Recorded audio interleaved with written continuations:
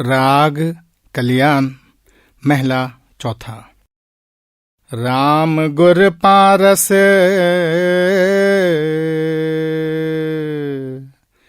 परस curry जय। राम गुर पारस परस curry जय। सत्संगका यी वचन हजुर महाराजजीद्वारा फरमाई बक्सेको सत्संगको नेपाली अनुवाद हो। यो चौथो पातशाही श्री गुरु रामदासजी महाराजको वाणी हो। उहाँ उपदेश गर्नुहुन्छ, संसारमा दुई प्रकारका पारस छन्। एक ती राम परमेश्वर अकाल पुरुष वाहे गुरु हुन्। अर्का परमात्माका भक्त प्रेमी अथवा अनुरागी हुन्, जो मालिकको भक्ति गरेर फर्केर गई मालिकमा नै समाहित हुन्छन्। प्राचीन इतिहासमा प्रसंग आउँछ, पारस एक किसिमको पत्थर हुन्छ जसको स्पर्शले फलाम सुन बन्छ। परन्तु पारसमा र सन्त महात्माहरूमा ठूलो अन्तर छ। पारसले त फलामलाई सुन बनाउँछ, तर सन्त महात्माहरूले जसलाई आफ्नो शरणमा लिनुहुन्छ उसलाई आफ्नै रूप बनाउनुहुन्छ। बाबाजी महाराज आफ्ना पत्रहरूमा बताउनुहुन्छ, जुन बेला सन्त सद्गुरुले जीवलाई नाम दिनुहुन्छ ऊ सचखण्डको अधिकारी त त्यसै बेला हुन्छ। अरू त समयको कुरा हो, उसका कर्महरूको लेनदेनको हिसाबको कुरा हो। हाम्रो आत्मा परमात्माको अंश हो। हामी सतनाम रूपी समुद्रका थोपा हौं। मालिकसँग बिछोडिएर यो मायाको जालमा फँसेका छौं। मनको अधीन भएर जुन जुन कर्म गर्दछौं, राम्रा पनि गर्दछौं नराम्रा पनि गर्दछौं, ती सबैको नतिजा भोग्नका लागि पटक पटक हरेकलाई यस 84 को जेलखानाभित्र आउनु पर्दछ। यहाँ आएर जुन जुनीमा जन्म लिन्छौं त्यसै देहमा बसेर हामीले दुःख नै दुःख, कष्ट नै कष्ट सहनु पर्दछ। कुनै पनि देहमा जन्म लिएर हामीले कहिल्यै सुख पाउन सक्दैनौं, शान्ति प्राप्त गर्न सक्दैनौं।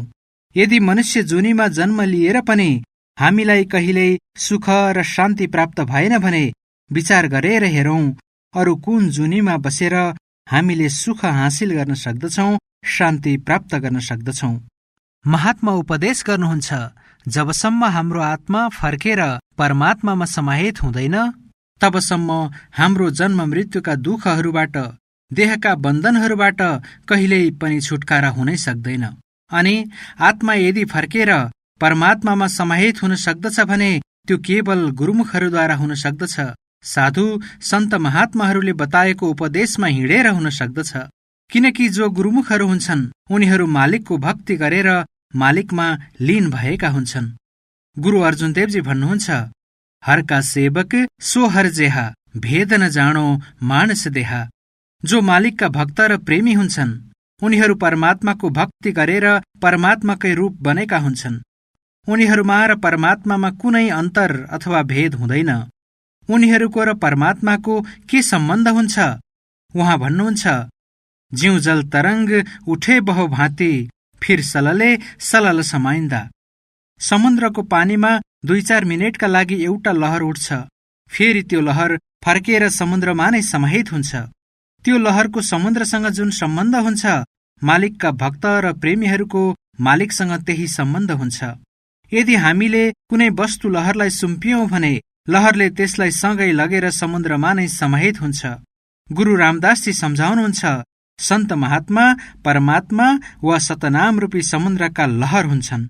उनीहरू संसारमा आएर शब्द वा नामको उद्घोष गर्दछन्, शब्द वा नामको प्रचार गर्दछन् अनि फर्केर सधैँका लागि शब्द अथवा नाममा नै समाहित हुन्छन्। जब हामी उनको भक्ति अथवा संगति गर्दछौं, उनले बताएको उपदेशमा हिँड्दछौं, हामी पनि उनको भक्ति गरेर, उनको भक्तिद्वारा, उनको प्रेमद्वारा फर्केर परमात्मामा समाहित हुन्छौं। हजरत ईसाले बाइबलमा यही कुरा भन्नुभएको छ, तिमी म भित्र समाहित भएका छौ, म आफ्ना पिता अर्थात् परमात्मामा समाहित भएको छु, त्यसकारण तिमी पनि म मार्फत परमात्मामा समाहित भएका छौ। यहाँ गुरु साहेब हामीलाई यही उपदेश गर्नुहुन्छ। जो मालिकका भक्त वा प्रेमी हुन्छन् उनीहरू परमात्माको भक्ति र परमात्माको प्रेमद्वारा सधैँका लागि परमात्मामा समाहित हुन्छन्। मालिकलाई त हामी मध्ये कसैले देखेकै छैनौं। जबसम्म कसैले हामी जस्तै भनेर हामीलाई सम्झाउँदैन, हामीलाई कहिल्यै परमात्माको जानकारी हुनै सक्दैन। हामी भित्र कहिल्यै पनि मालिकको प्रेम र रुचि उत्पन्न हुन सक्दैन। त्यसैले ती गुरुमुखहरू परमात्माबाट नै आउँछन्, हामी भित्र परमात्मासँग मिल्ने इच्छा र प्रेम उत्पन्न गराउँछन्, हामीलाई युक्ति र साधन सम्झाइदिन्छन् अनि सँगै लगेर परमात्मामै समाहित हुन्छन्। गुरु साहेब भन्नुहुन्छ, दुनियाँमा दुई प्रकारका पारस छन्, एक त परमात्मा, अर्का मालिकका भक्त र प्रेमी पारस हुन्। जुन बेला हामी उनको संगतिमा जान्छौं, हामी पनि पारस बन्दछौं। जन्म मृत्युका दुःखहरूबाट हाम्रो पनि छुटकारा हुन्छ। हम निर्गुणी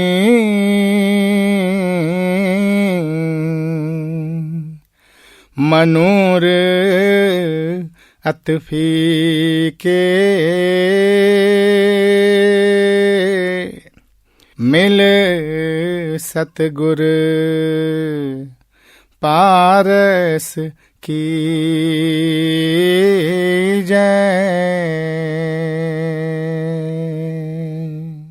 चौथो पातशाहीको जीवन वृत्तान्त अनुसार जुन बेला तेस्रो पातशाही गद्दीमा आसीन हुनुहुन्थ्यो, उहाँ त्यति बेला घुँघुरा बेच्ने गर्नुहुन्थ्यो। तर जुन बेला उहाँ सतगुरुको संगतमा आउनुभयो, गुरुले उहाँलाई यति दया मेहर बख्सिस गर्नुभयो जसबाट गुरु अमरदासजीले उहाँलाई आफ्नै रूप बनाउनुभयो, अझै आफ्नै स्थानमा गद्दीमा बसाउनुभयो। उहाँ ज्यादै नम्रता र प्रेमपूर्वक भन्नुहुन्छ, म त फलाम पनि थिइन, म त फलामको खिया थिएँ, फलामको मैला थिएँ। तर जब सतगुरुको संगतिमा आए, उहाँको शरणमा आए, तब उहाँले ममाथि पनि दया मेहर बख्सिस गर्नुभयो, मलाई पनि आफू जस्तै बनाउनुभयो, मलाई पनि उहाँले पारस बनाउनुभयो। अगाडि भन्नुहुन्छ, न म भित्र कुनै कमाई थियो, न त म नम्र वा विनयशील थिएँ, न मालिकसँग मिल्ने इच्छा र प्रेम नै थियो, न मलाई परमात्माको जानकारी थियो, न त मैले कहिल्यै मालिकको खोजी गरेको थिएँ। परन्तु मेरा सतगुरुले ममाथि यति दया मेहर बख्सिस गर्नुभयो जसबाट मलाई आफ्नो शरणमा ल्याएर आफ्नै रूप बनाउनुभयो। स्वर्ग मुकत बैकुंठ सब बांछे नित आशा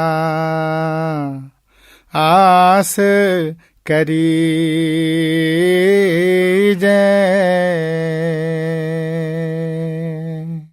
अब सम्पूर्ण संसारभरि दृष्टि लगाएर भन्नुहुन्छ, मानिसहरू कसरी स्वर्ग र वैकुण्ठ प्राप्त गर्नका लागि रात दिन प्रयत्न गरिरहेका छन्।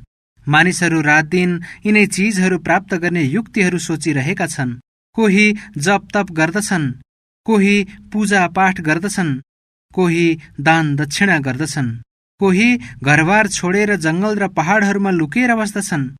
आखिर हामी के हासिल गर्न चाहन्छौं? स्वर्ग हासिल गर्न चाहन्छौं, वैकुण्ठ हासिल गर्न चाहन्छौं। गुरु साहेब भन्नुहुन्छ, जो यिनीहरू भन्दा केही बढी बुद्धिमान हुन्छन्, चतुर हुन्छन्, तिनीहरूले स्वर्ग वैकुण्ठ खोज्दैनन्। उनीहरू मुक्तिको पछाडि दौडिरहेका हुन्छन्। उनीहरू मोक्ष प्राप्त गर्न चाहन्छन्।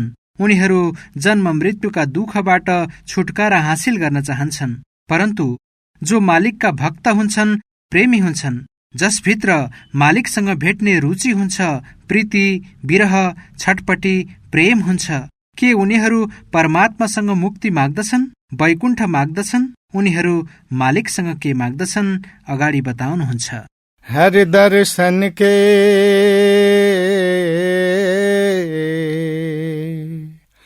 जन मुक्त न मांगे,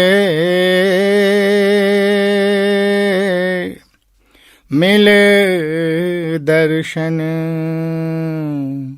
तृप्त मन धीजै।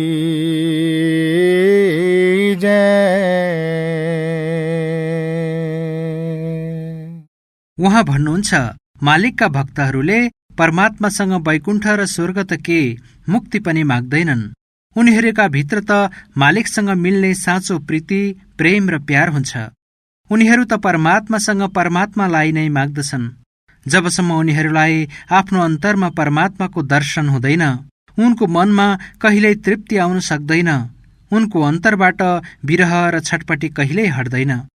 गुरु साहेब भन्नुहुन्छ, मुक्ति त उनीहरूका पछि पछि घुमेको हुन्छ। जुन समय हामी मन र मायाको परिधिभन्दा बाहिर जान्छौं, मुक्ति त हाम्रो त्यसै बेला हुन्छ। देहका बन्धनहरूबाट हाम्रो छुटकारा त्यसै बेला हुन्छ। परन्तु अझै पनि हामी मालिकदेखि धेरै टाढा हुन्छौं, किनकि जबसम्म हामी फर्केर आफ्नो घर पुग्दैनौं, परमात्मासँग मिलाप गर्दैनौं, तबसम्म मालिकका भक्त र प्रेमीहरूका अन्तरको छटपटी हट्दैन, उनको प्रीति र प्रेम पूरा हुँदैन। त्यसैले सम्झाउनुहुन्छ, मालिकसँग त केवल मालिकलाई नै माग्नु पर्दछ। मुक्ति के माग्नु, स्वर्ग र वैकुण्ठ पनि के माग्नु। जबसम्म हामीभित्र मालिकसँग मिल्ने प्रीति र प्रेम उत्पन्न हुँदैन, विरह र छटपटी उत्पन्न हुँदैन, हामी आफ्नो भक्तिमा कहिल्यै सफल हुन सक्दैनौं। यदि कसैलाई स्वयं मालिक नै मिल्दछन् भने अरू कुन कुरा प्राप्त हुन बाँकी रहन्छ र?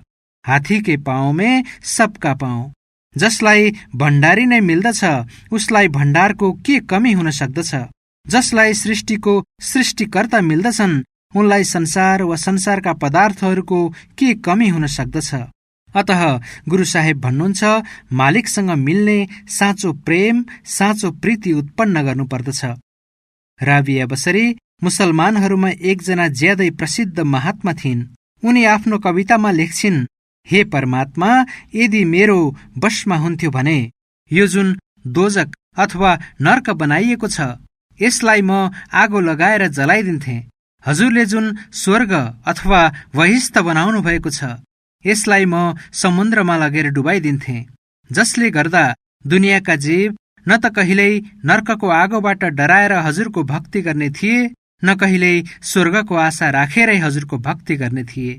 जबसम्म हामीले मालिकको भक्ति मालिकसँग मिल्नका लागि गर्दैनौं, तबसम्म हामी आफ्नो भक्तिमा कसरी सफल हुन सक्दछौं? तुलसी साहेब पनि हामीलाई यही सम्झाउनुहुन्छ, दिल का हुजरा साफ कर, जाना के आने के लिए, ध्यान गैरों का उठा, उसके बिठाने के लिए। तुलसी साहेब भन्नुहुन्छ, हामी संसारका सबै जीव चाहन्छौं परमात्मा हाम्रो हृदयमा आएर बसुन्। हामी कहिल्यै यो सोच्दैनौं परमात्मालाई जहाँ बसाउन चाहन्छौं, जुन हृदयभित्र बसाउन चाहन्छौं, त्यो त सांसारिक वस्तुको मोह र प्रेममा भौतारिँदै घुम्छ। त्यसका लागि छटपटी रहेको हुन्छ। गैर को हुन्?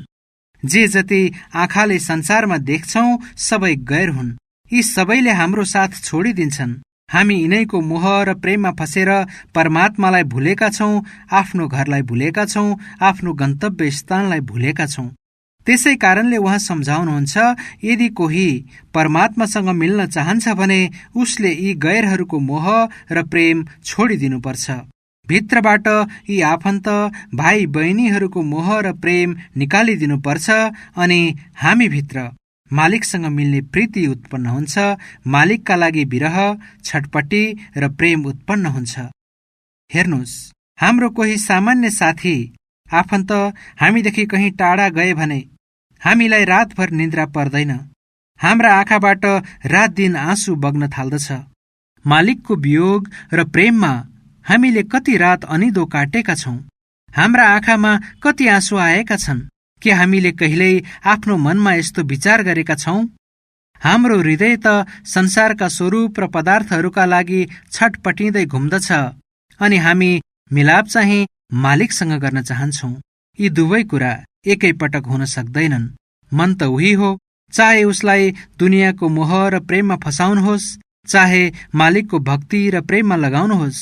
अतः गुरु साहेब हामीलाई उपदेश दिनुहुन्छ, मालिकसँग मिल्ने जुन व्यक्तिहरूका भित्र प्रीति, प्रेम र भक्ति हुन्छ, उनीहरूले त मालिकसँग केवल मालिकलाई नै माग्दछन्। उनीहरूले कहिल्यै आफ्नो भक्तिको बदलामा उहाँसँग स्वर्ग, वैकुण्ठ, मुक्ति केही पनि माग्दैनन्। उनीहरू कुनै चीजको सट्टा अथवा बदलाका लागि भक्ति गर्दैनन्। उनीहरू मालिकको भक्ति गरेर मालिककै रूप बनौं भन्नका लागि भक्ति गर्दछन्। माया मोह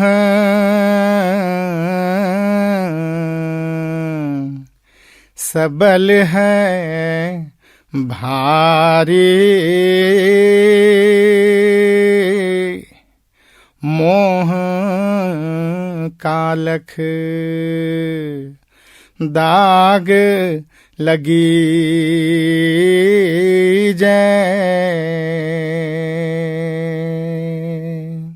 अब भन्नुहुन्छ, माया र मोह यी दुई ज्यादै प्रबल शक्तिहरू हुन्।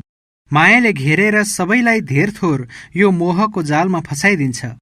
हजुर महाराजजी ठूला ठूला ऋषि मुनिहरूका कथा सुनाउने गर्नुहुन्थ्यो। उहाँ भन्नुहुन्थ्यो, यो संसार त गाजलको घर हो। चाहे हामी जति नै बुद्धिमानी, होशियारी वा चलाखीपूर्वक यस संसारमा किन नबसौं, कसै न कसैलाई कुनै न कुनै दाग कुनै न कुनै बेला अवश्य नै लाग्दछ।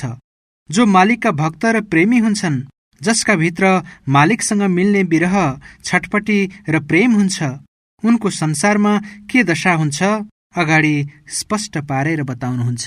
मेरे ठाकुर के जन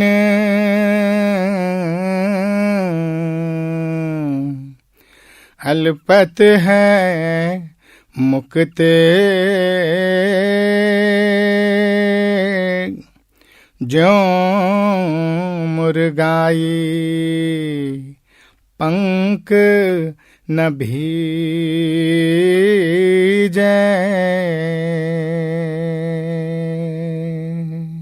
गुरु साहेब सम्झाउनुहुन्छ, जो मालिकका भक्त छन्, मालिकका अनुरागी र प्रेमीहरू छन्, उनीहरू यस संसारमा रहेर पनि संसारको फोहोरमा फस्दैनन्।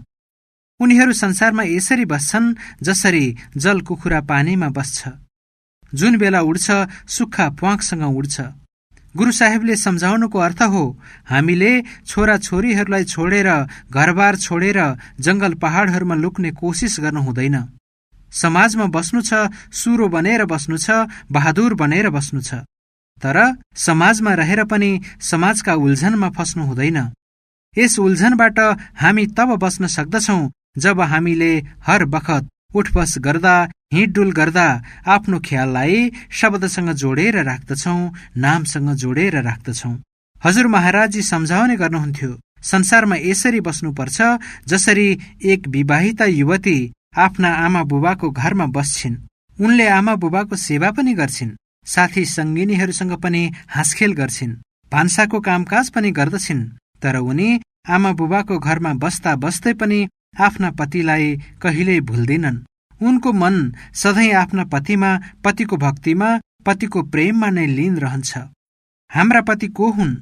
परमात्मा, परमेश्वर हुन्, जसका हजारौं अनेकौं नाम हरेकले आफ्नो प्रेममा आएर राखेका छन्।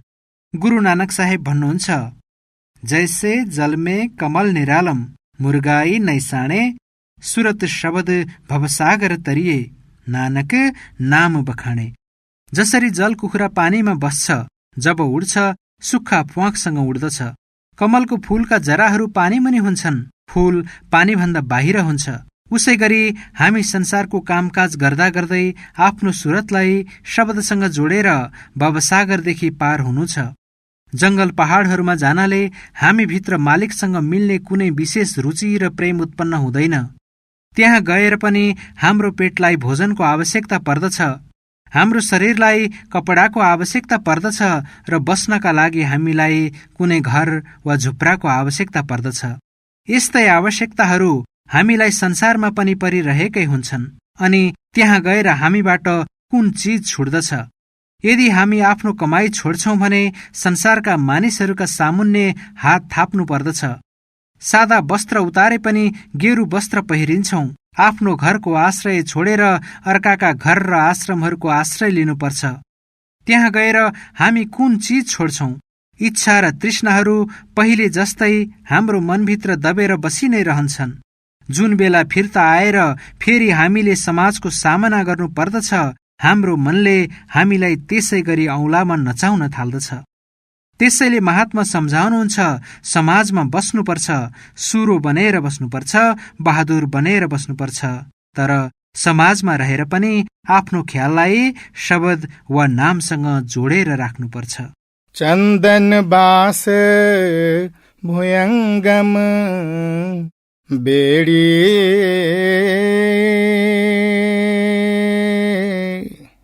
क्यों मिलिए चन्दन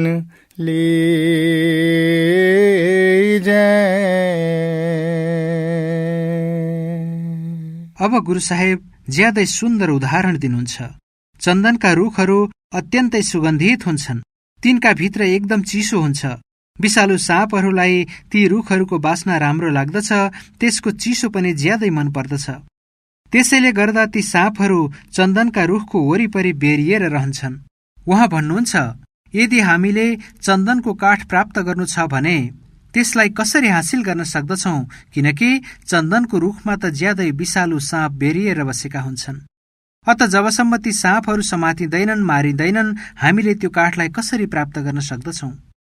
उहाँ सम्झाउनुहुन्छ, हामीलाई यो मनुष्य जुनी ज्यादै मुस्किलले प्राप्त भएको छ र यसद्वारा नै हामी परमात्माको भक्ति गरेर परमात्माको रूप बन्न सक्दछौं।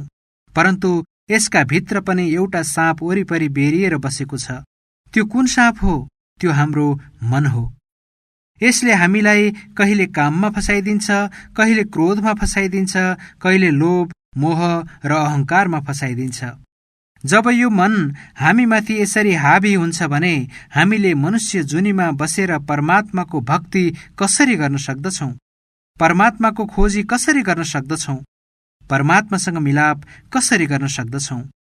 जबसम्म हाम्रो मन वशमा हुँदैन, यो साँप समातिँदैन, तबसम्म हामीले कहिल्यै पनि चन्दनको काठलाई प्राप्त गर्न सक्दैनौं। अर्थात् आफ्नो शरीर भित्रबाट नामरूपी चन्दन वा दौलतलाई कहिल्यै पनि प्राप्त गर्न सक्दैनौं। काड खड्ग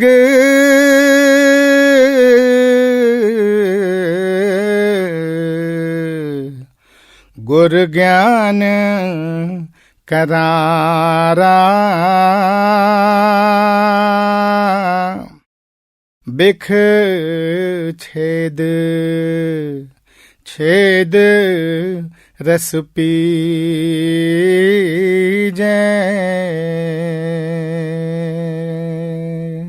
अब गुरु साहेब जवाफ दिनुहुन्छ, त्यो चन्दनको काठलाई हासिल गर्ने एउटै युक्ति छ।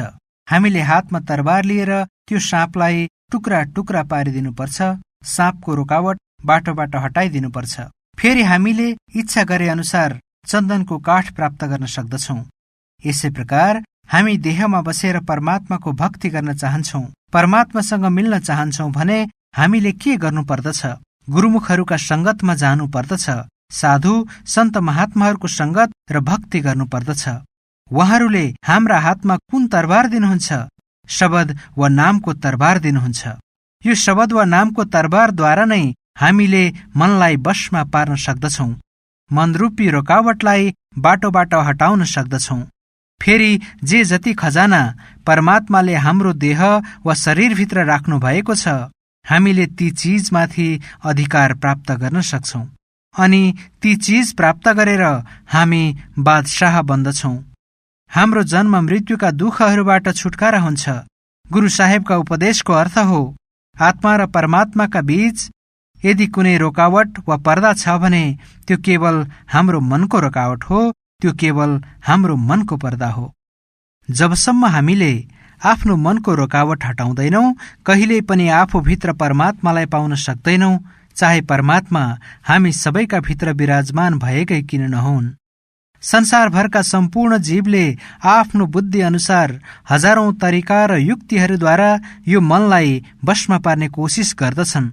कोहीले हठ कर्महरू, संयमहरू तथा अनुशासनको माध्यमले बल जफ्ती ख्याललाई संसारबाट विरक्त गराउन र यहाँबाट निकाल्न कोसिस गर्दछन्, तर कहिल्यै पनि सफल हुँदैनन्। बरु उल्टै मन संसारमै फर्कन्छ, संसारमै भौतारिन सुरु गर्दछ। मनलाई बलजफ्ती संसारबाट निकाल्नु त्यस्तै हो जसरी साँपलाई समातेर एउटा टोकरीमा बन्द गर्नु। टोकरीभित्र बन्द गर्नाले न उसको क्रोध जान्छ, न रोष, न विष हट्दछ। जबसम्म टोकरीभित्र बन्द हुन्छ हामी उसको विषबाट अवश्य बच्न सक्दछौँ, तर जुन बेला उसले टोकरीबाट बाहिर निस्किने मौका पाउँछ हामीलाई अवश्य डस्दछ। उसले कहिल्यै आफ्नो बानी छोड्न सक्दैन। त्यसकारण महात्मा सम्झाउनुहुन्छ, हामीले बलजफ्ती हठ कर्महरूद्वारा मनलाई कहिल्यै संसारबाट हटाउन सक्दैनौं। हाम्रो मन स्वादको भोगी छ। जबसम्म यसलाई संसारको मोह र प्रेमभन्दा उच्च र साँचो स्वाद तथा प्रेम मिल्दैन, यो यस संसारको मोह र प्रेमलाई छोड्न कहिल्यै पनि तयार हुँदैन। त्यो कुन चीजको स्वाद हो? त्यो शब्द वा नामको स्वाद हो, जसलाई प्राप्त गर्ने भेद र तरिका हामीलाई गुरुमुखहरू, साधु, सन्त महात्माहरूबाट अवगत हुन्छ। गुरु साहेब हामीलाई उपदेश दिनुहुन्छ, जसरी तरबारद्वारा साँप मारिन्छ त्यसै गरी शब्दको तरबारद्वारा आफ्नो मनलाई वशमा पार्न सक्दछौं। तर यो तरबार हामीले कसबाट प्राप्त गर्न सक्छौं? गुरुमुखहरूबाट प्राप्त गर्न सक्छौं। साधु, सन्त महात्माहरूको संगत र भक्तिबाट प्राप्त गर्न सक्छौं। आन आन समधा बहु कीनी,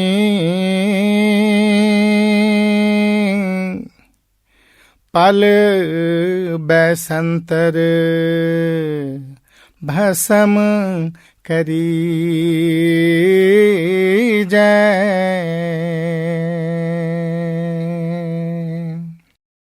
महाउग्र पाप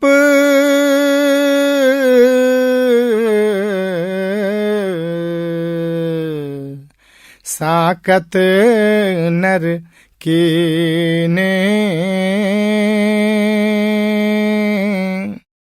मिले साधु लोकी दे जय। अब गुरु साहेब ज्यादै सुन्दर उदाहरण दिनुहुन्छ। भन्नुहुन्छ, दाउराहरू जम्मा गरेर जति नै ठूलो ढेर लगाइएको किन नहोस्, आगोको एउटा सानो झिल्काले सबै दाउरालाई जलाएर भस्म पारिदिन्छ। यसै गरी हामी साकत वा मनमुखी मानिसहरूका पनि जतिसुकै नराम्रा पाप कर्म जम्मा भएका किन नहुन्, नामको शक्तिले ती सबै कर्महरूको हिसाब किताब समाप्त पारिदिन्छ। त्यसैले उहाँ भन्नुहुन्छ, शब्द वा नामको कमाई गर्नु पर्दछ। आफ्ना पहिलेका वा बितेका कर्महरू हेरेर बेकारमा डराउनु हुँदैन, बरु शब्द वा नामको कमाईमा ध्यान दिनु पर्दछ, जसबाट जुनसुकै नराम्रा र खोटा कर्म पहिला गरेका छौं तिनको हिसाब किताब समाप्त होस्, आत्मा र मनको गाँठो खुलोस्, हामी आफूलाई चिन्न योग्य हुन सकौं, परमात्मालाई चिन्न योग्य हुन सकौं। कबीर साहेब भन्नुहुन्छ, जब ही नाम हृदय धर्यो भया पापको नाश, जैसे चिंगी आग की पड़ी पुरानी घाँस। जब नाम हाम्रो हृदयमा आएर बस्दछ, स्थिर हुन्छ, जब हामी उठबस गर्दा हिँडडुल गर्दा शब्द वा नामको कमाईमा लाग्दछौं, तब हाम्रा पाप, नराम्रा खोटा कर्म सबै नष्ट हुन्छन्। ती सबैको हिसाब किताब समाप्त हुन्छ। उहाँ ज्यादै सुन्दर उदाहरण दिनुहुन्छ, सुकेको घाँसको जति सुकै ठूलो ढेर किन नहोस्, आगोको एउटा सानो झिल्काले क्षणभरमा सबै घाँसलाई जलाएर खरानी बनाइदिन्छ। यसै प्रकार हाम्रा जति नै नराम्रा पाप कर्म किन नहुन्, नामको कमाईले सबै कर्महरूको सिलसिला र हिसाब किताब समाप्त गरिदिन्छ। अतः गुरु साहेब हामीलाई पटक पटक सम्झना गराउनुहुन्छ, उठबस गर्दा हिँडडुल गर्दा सदैव आफ्नो ख्याललाई साँचो शब्दसँग जोडेर राख्नुपर्छ, नामसँग जोडेर राख्नुपर्छ। जुन शब्द वा नामको चर्चा महात्मा गर्दै हुनुहुन्छ, त्यो शब्द वा नाम कहीँ बाहिर छैन, त्यो हामी सबैको शरीरभित्र छ, हाम्रो देह वा हाम्रो घटभित्र छ। हाम्रो आत्मिक यात्रा खुट्टाको पैतालादेखि लिएर शिरको टुप्पीसम्म छ। यस यात्राका दुई भाग छन्, एक आँखासम्म, अर्को आँखाभन्दा माथि। आँखाभन्दा तलतिर इन्द्रियहरूका भोग छन्, विषय विकार र रक्सी मासुका स्वाद छन्। अत जबसम्म हामी आँखाभन्दा तलतिर बसेका हुन्छौं, हामी त्यो साँचो शब्द वा नामको स्वादलाई हासिल गर्न सक्दैनौं। जब हामी गुरुमुखहरूको उपदेश अनुसार सुमिरन र ध्यानद्वारा आफ्नो ख्याललाई आँखाका पछाडि एकत्रित गर्दछौं, तब हामीलाई साँचो शब्द, साँचो नामको जानकारी हुन्छ। त्यो अत्यन्तै मिठो र सुरिलो आवाज जुन मालिकको दरबारबाट निस्किरहेको छ, त्यसले हामी सबैका भित्र रात दिन धुनकारा दिइरहेको छ, रात दिन गुन्जिरहेको छ। यो आवाज चोरहरूका भित्र पनि छ, ठगहरूका भित्र पनि छ, साधु सन्त महात्माहरूका भित्र पनि छ। यहाँ कुनै जाति, कुनै मुलुक, कुनै सम्प्रदायको प्रश्नै उठ्दैन। हिन्दू बनेर भित्र जाऊ, सिख इसाई भएर भित्र जाऊ। जो भाग्यशाली जीवले आँखाका पछाडि ख्याल एकत्रित गर्दछ, ध्यान एकाग्र गर्दछ, उसले आफू भित्रै त्यो शब्दलाई सुन्न सुरु गर्दछ। त्यो आवाज वा ध्वनिलाई महात्मा साँचो शब्द भन्नुहुन्छ, साँचो नाम भनेर वर्णन गर्नुहुन्छ। यही साँचो शब्द, साँचो नामको कमाई गरेर हाम्रा जति पनि नराम्रा पाप कर्महरू छन्, यिनको सिलसिला समाप्त हुन्छ। हाम्रो आत्मा माथिबाट सबै मैला मैला आवरण उत्रन्छन्। साधु साध साध जननी के जिन अंतर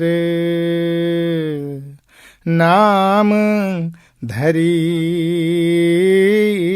जय। अब भन्नुहुन्छ, जो साधु सन्त महात्मा हुन्छन् उनीहरू ज्यादै उच्च गतिका हुन्छन्। उनीहरूको महिमा अत्यन्तै भारी छ, किनकि उनीहरूले साधना गरेर आफूभित्र त्यो नाम रूपी दौलत प्रकट गरेका हुन्छन्। महात्मा उनैलाई साधु भन्दछन् जो मन र मायाको परिधिभन्दा पारी गएका हुन्छन्, जो आफूलाई पहिचान गर्न योग्य बनेका हुन्छन्, जसको आत्मा र मनको गाँठो खुलेको हुन्छ। महात्मा तिनलाई साधु भन्दैनन् जो घरबार त्यागेर, बाल बच्चाहरूलाई त्यागेर, गेरु वस्त्र पहिरिएर जंगल पहाडहरूमा गएर बस्दछन्। हुन सक्छ तीमध्ये पनि कोही साधु हुन सक्दछन्, तर केवल गेरु वस्त्र लगाउनाले मात्रै मानिस साधु बन्दैन। जुन व्यक्तिले साधना गरेर आफ्नो ख्याल नामसँग जोड्दछन्, शब्दसँग जोड्दछन्, तिनैलाई गुरु साहेब साधु भन्नुहुन्छ। उहाँ भन्नुहुन्छ, तिनीहरूकै महिमा भारी छ, तिनीहरूकै गति एकदम उच्च हुन्छ। हामीले यस्तै उच्च गति भएका गुरुमुखहरूको संगत गर्नुपर्छ, यस्तै साधु सन्त महात्माहरूको भक्ति गर्नुपर्छ। परस निपरस भए साधु जन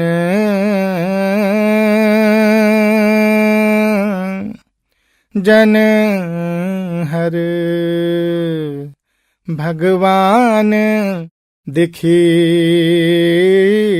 जय। उहाँ भन्नुहुन्छ, यस्ता महात्माको संगतमा गएर हाम्रो मन निकै प्रसन्न हुन्छ, यसबाट शान्ति र सन्तोष मिल्दछ। उहाँहरूको संगतिमा गएर हामीलाई परमात्माका बारेमा थाहा हुन्छ अनि आत्मा र परमात्माको के सम्बन्ध छ, कसरी हामी परमात्मासँग बिछोडिएर 84 को जेलखानामा फँसेका छौं, हाम्रो मार्गमा कुन कुन कुराको रोकावट छ, कसरी हामीले त्यस्ता रोकावटलाई मार्गबाट हटाउन सक्दछौं। यी यावत कुराको जानकारी हामीलाई गुरुमुखहरूको संगतिमा गएरै आउँछ। हाम्रो मनले संगत वा सानिध्यको प्रभाव एकदमै छिट्टै ग्रहण गर्दछ। यदि खराब मनुष्यहरूको संगत गर्यौं भने हाम्रो मनमा खराब विचारहरू उत्पन्न हुन्छन्। यदि हामीले परमात्माको भक्तिमा लागेका उहाँका भक्त र प्रेमीहरूको संगत गर्यौं भने हामी भित्र पनि स्वतः मालिकसँग मिल्ने रुचि र प्रेम उत्पन्न हुन थाल्दछ। साकत सूत बहुगुर जी भरिया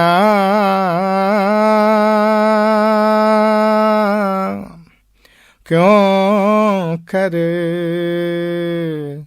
तान तनी जय।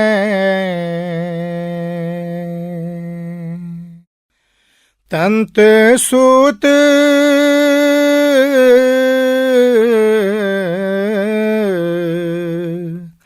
किछ निकसै नाही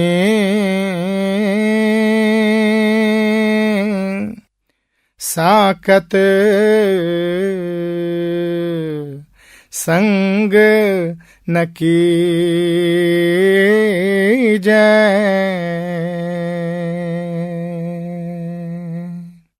गुरु साहेब भन्नुहुन्छ, जो मनमुखी मानिस हुन्छन् उनको मन एकदमै उल्झनले भरिएको हुन्छ। हामी आफै विचार गरौँ, जुन धागो अल्झिएको वा जेलिएको हुन्छ त्यसबाट न ताना तान्न सकिन्छ न त कहिल्यै कपडा नै बुन्न सकिन्छ।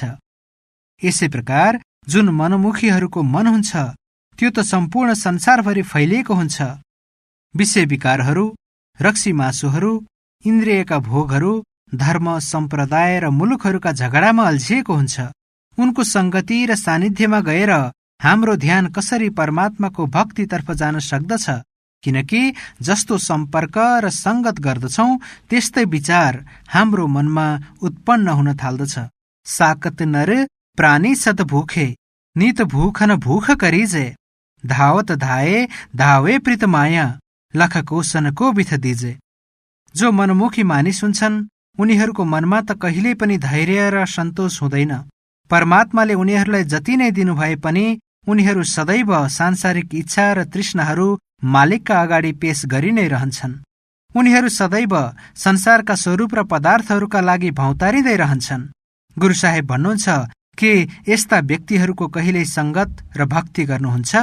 लख कोसनको बिथ दिजे। उनीहरूदेखि त कम्तीमा लाख कोस अर्थात् धेरै टाढा बस्नु पर्दछ। उनीहरूको संगत त भुलेर पनि गर्नु हुँदैन। कसको संगत गर्नु पर्दछ अगाडि बताउनुहुन्छ।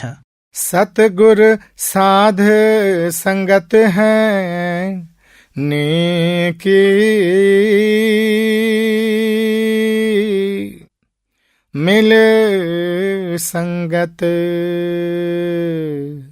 राम रवि जय। अब भन्नुहुन्छ कसको संगत गर्ने?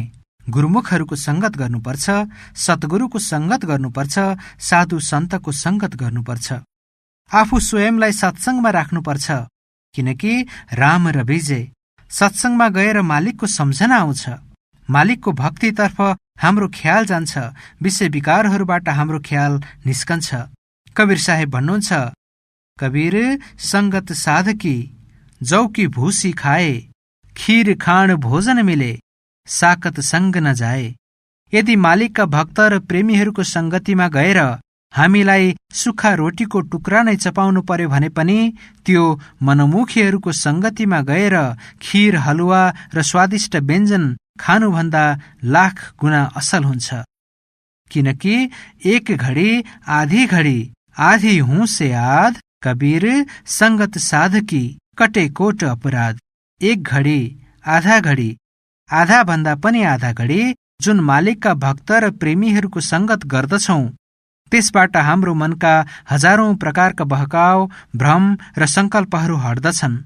भन्न सकिन्न गुरुमुख र महात्माहरूका कुन वाणीको अंश हाम्रा कानमा पर्दछ जसले हाम्रो जीवनलाई नै बदलिदिन्छ। त्यसैले महात्मा सत्संगप्रति ज्यादै जोड दिनुहुन्छ, पवित्र र उत्तम संगतिप्रति जोड दिनुहुन्छ। अंतर रतन जवेहर माणक,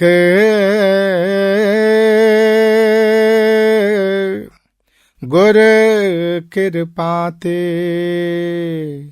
ले जय।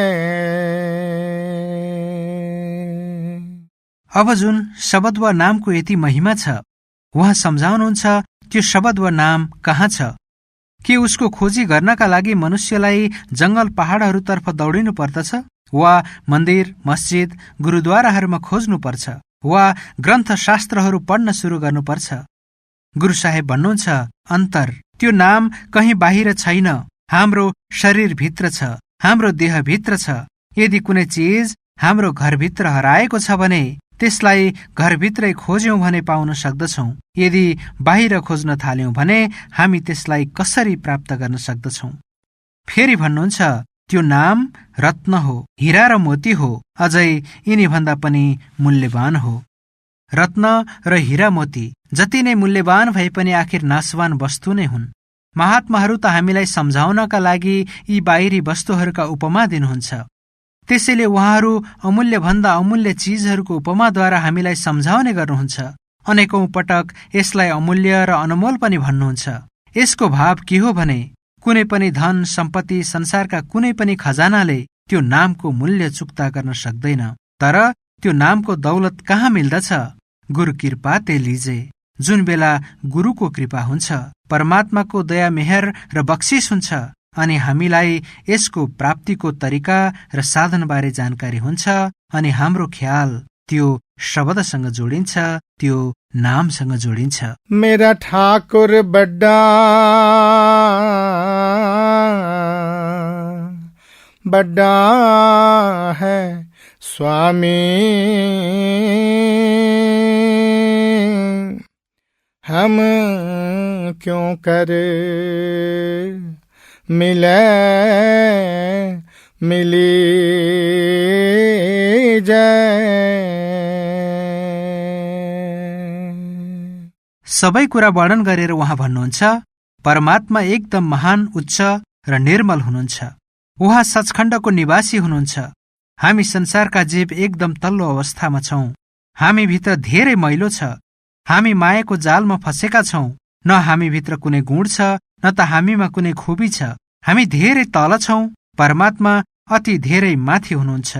मालिकसँग मिलाप नगरी देहका बन्धनहरूबाट हाम्रो छुटकारा कहिल्यै पनि हुन सक्दैन। यति धेरै तल हुँदाहुँदै पनि हामी अति धेरै उच्च र साँचा परमात्मालाई कसरी पाउन सक्दछौं? अगाडि बताउनुहुन्छ, नानक मेल मिलाए गुरपुरा, जन को पूरन दी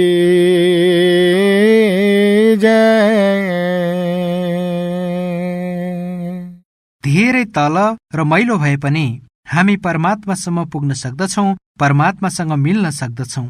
यदि हामीलाई कुनै पूरा सद्गुरुसँग भेट भएमा, पूरा गुरुमुख प्राप्त भएमा उहाँले हामीलाई मालिकसँग मिल्ने भेद र तरिका बताइदिनु भयो भने हामी परमात्माको भक्ति गरेर परमात्मासम्म पुग्न सक्दछौं। उहाँले सुरुमै सम्झाउनु भएको थियो, मालिकका भक्त र प्रेमी कसरी पारस बन्दछन्। हामी कसरी मालिकका ती प्रेमी र भक्तहरूको संगति र शरणमा गएर स्वयं पनि पारस बन्न सक्दछौं। हाम्रो पनि जन्म मृत्युका दुःखहरूबाट छुटकारा हुन सक्दछ। हामी पनि फर्किएर परमात्मामा समाहित हुन सक्छौं। अतः हामीलाई पनि आवश्यक हुन्छ गुरुमुखहरूको संगति र शरणमा गएर शब्दको कमाई गरौं, नामको कमाई गरौं। मेरा ठाकुर बड्डा बड्डा है स्वामी, हम क्यों कर मिले मिली जाए। नानक मेल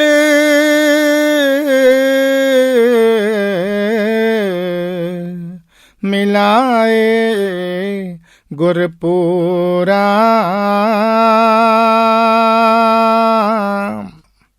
जन को पूरन दी